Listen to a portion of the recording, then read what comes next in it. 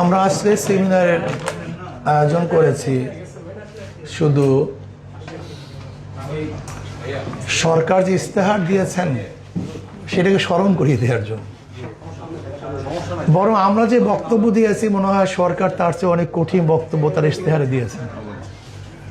আমরা যে দাগ উত্থাপন করেছি সরকার মনে হয় তার চেয়ে অনেক বেশি আমাদের আশ্বস্ত করেছেন, তার ইস্তেহারের মধ্যে আশ্বস্ত করেছেন। যে শব্দগুলি প্রয়োগ করেছেন তার ইস্তেহারের মধ্যে, এই শব্দগুলি যে আসলে বাস্তবায়ন হয় তাহলে আমাদের এই বিষয়ে কোনো দাবি থাকতে পারে বলে আমি মনে করি না। থাকবেই বা কিভাবে? সেসব সংকট দূর করে দেবেন।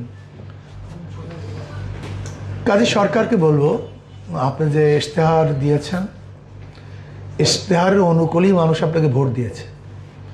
যদি আপনি ইশতেহারের দাবি পূরণ না করেন তাহলে আপনি ক্ষমতা থাকতে পারেন না।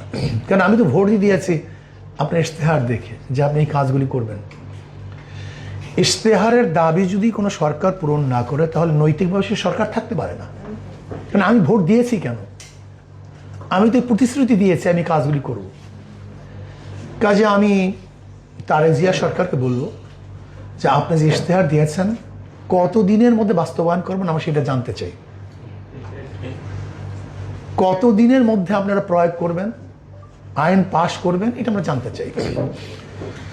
যদি মনে করেন না যে আমি ধোঁকাবাজি করব, এটা বাস্তবায়ন করব না, তাহলে ইনশাআল্লাহ বাংলাদেশের তৌহিদ জনগণ বাস্তবায়ন করার জন্য যে পদক্ষেপের প্রয়োজন তারা গ্রহণ করতে বাধ্য হবে।